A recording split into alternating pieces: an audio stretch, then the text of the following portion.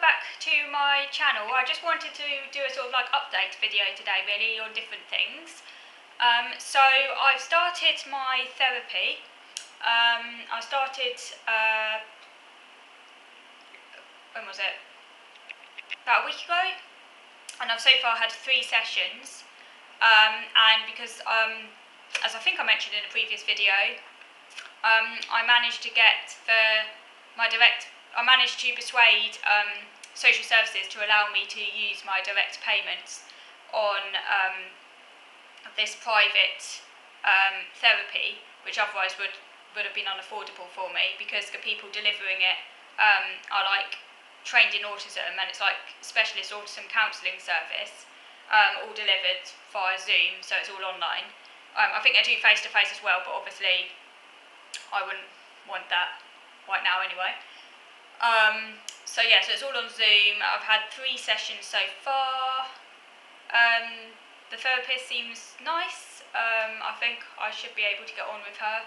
Obviously it's early days, and it does take me a long time to build a rapport with someone. So, you know, I can't say conclusively at this stage how things are going to pan out, because it's early days and it takes me a very long time to get to know someone and to develop a rapport with them and to build trust.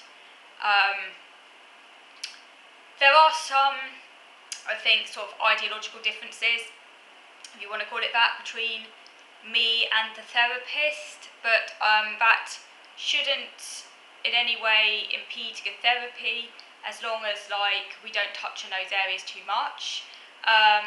She is, I think, a convert, if you will, to the neurodiversity paradigm, which, as you're probably aware, because I've talked about it quite a lot, I take great issue with, and I do not feel it represents me as an autistic person. So there are these ideological differences. For example, in one of the sessions, she said that she thinks that one day, or I can't remember exactly how she put it. I think she was like saying, well, that she hopes, or that she wouldn't be surprised, and that she would herself support, if it happened, the idea that eventually autism wouldn't be diagnosed as it wouldn't be diagnosed as a condition as autism, but instead you'd be diagnosed, say, with neurodiversity or traits of neurodiversity. For example, a person might get a diagnosis of neurodiversity with traits of autism, traits of ADHD, traits of dyspraxia, that sort of thing, as opposed to an actual clinical diagnosis. Now, obviously, I really disagree with that, because I think, you know, autism is, for many people, myself included, a very serious condition, you know, that is more than just a collection of traits. And also the idea that autism, the idea that we just diagnose neurodiversity as a kind of collection of traits, kind of suggests that these conditions don't have meaning, and that conditions like autism aren't categorical. Now, that, for some people in the neurodiversity movement, they are against this categorical idea, the idea that autism is categorical. But to me, as someone who is autistic, it very clearly is categorical, because it's experienced as categorical. I know my neurology is totally different to people who don't have autism, and there's no such thing. I just don't agree with this whole idea of traits. I mean, obviously some people can have characteristics that an autistic person might share, that goes without saying, and particularly in families where you have an autistic person, it's very common for other family members to share characteristics with the autistic person, often more strongly than you might expect in someone who doesn't have an autistic person in their family. And that's understandable, because autism is genetic, and you're obviously going to see certain characteristics maybe kind of played out in a sort of shadow sense, if you like, or to a lesser extent to the person with autism, and you're like, oh, you know, I can see maybe where this comes from, but that's not the same thing as that other person having autism traits as such. That doesn't really sit very well with me, because I do feel that autism is a serious condition, and it's more like they just have a kind of, they share in common certain aspects, if you like, but not to the extent of being called autism. So I disagree with that completely on an ideological level. So that's the number one disagreement. And the other one is that she's still kind of, but I didn't, so I'm just trying to try and make it sense and stay on topic without suddenly jumping. I do that a lot. I haven't written notes. Bear with me. So I'm just going off the top of my head here. So if I jump around a bit, I apologise. I didn't actually tell her that I disagreed with it, because at this stage I want to kind of maintain a good relationship, and I didn't really want to get into an argument, because I didn't want to waste the session. Because if I said to her, oh, I disagree with it, I probably wouldn't be able to stop, and then I would get into a whole argument, and that would take up all the session, and then I'd get overheated, I'd start to feel angry, and that would just kind of like make me feel, that would be a waste of energy. So I just kind of nodded and just smiled, not because I agreed with what she was saying, just because I didn't want to have an argument, and also because I didn't feel like it was really relevant to what we were talking about. And to be fair, it's not like it's going to really impact therapy. As long as she doesn't impose those views on me, we're fine. And she doesn't impose them on me. So that comes from a fundamental. And also, she said herself that she has traits of autism, again, which I disagree with, because just because she's the parent of an autistic daughter, again, might mean that she has certain traits, certain characteristics maybe that her daughter, that she can relate to, but it's a completely different thing having certain characteristics to actually having a full-blown condition. I just feel that calling them traits, autism traits, trivialises serious full-blown autism. So that was the other thing that annoyed me. And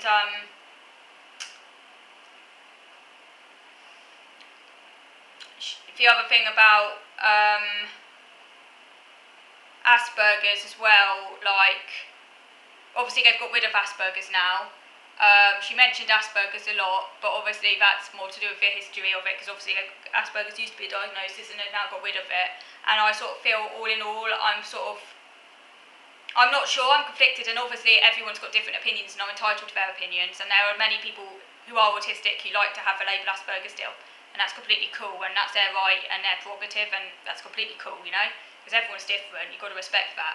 For myself, I'm kind of mixed about it, and I'm not entirely sure. I can see both sides, but what I don't like is this idea that people with Asperger's have a lesser form of autism, the idea that people with Asperger's are less severely affected. I don't like that, and it annoys me actually. I feel, part of me feels bad for saying it annoys me, because I don't want to come across as someone who's trivialising the needs of those who are profoundly impacted, and I'm not trying to do that, but it annoys me when people say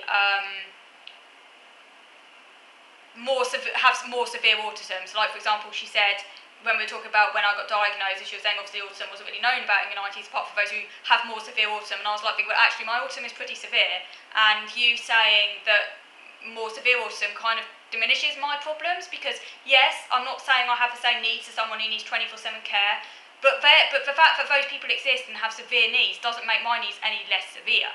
And that really kind of annoys me, because I sort of feel like they're being used to make my needs appear like my needs aren't severe, and we shouldn't be doing that with people. We shouldn't be trying to make people out as though they're less severe, because I have really severe problems, and I'm not as badly impacted, if you want to put it like that, compared to some people, but that doesn't really enter my thinking every day, and I should feel entitled to be able to say to people, my autism severely impacts me, my autism is pretty severe, without them saying, oh, but some people have it worse, blah, blah, blah. I don't care at the end of the day. I mean, it doesn't, to be perfectly blunt, I don't give a shit.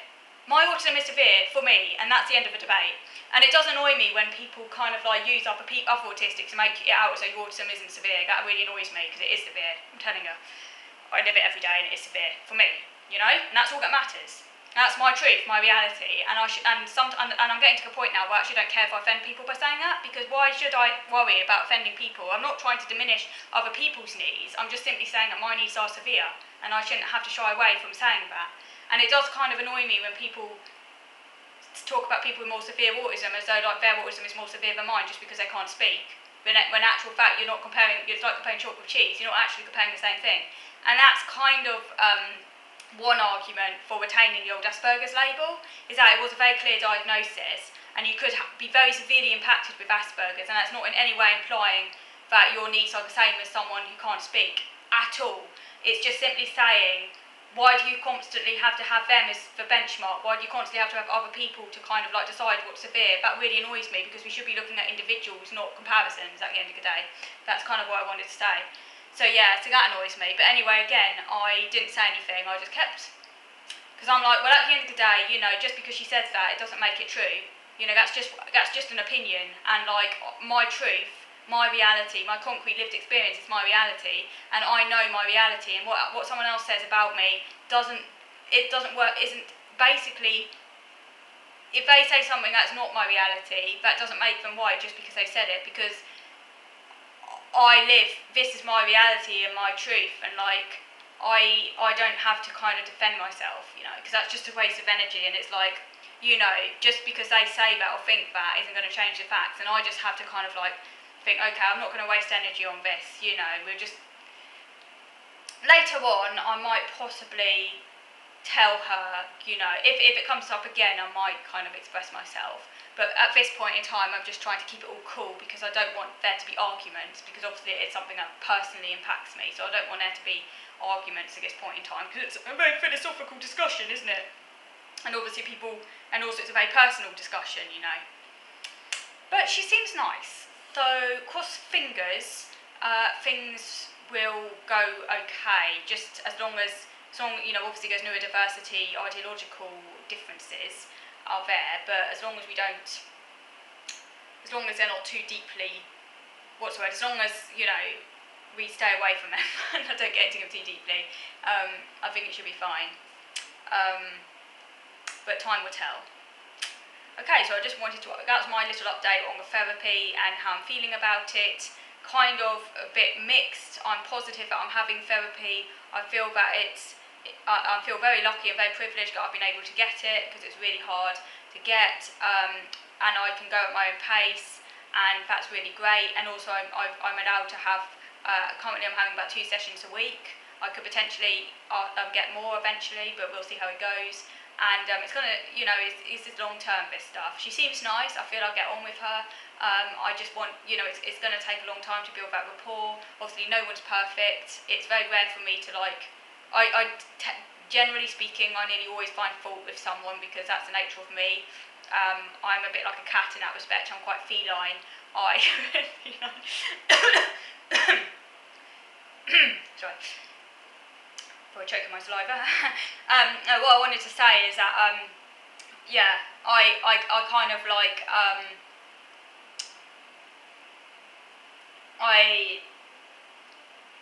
it takes me a while to get on with someone, you know, and at first I can be a little bit like picking faults with people, because I am a bit of a nitpicker, so what I just said earlier on doesn't mean in any way that I don't like her or anything. It's just that, you know, we do share these ideological differences, and I just want to see what happens as time goes on. Okay, so moving on to the next video now, and I want to share some other things I've been doing lately. So moving on to video number 2.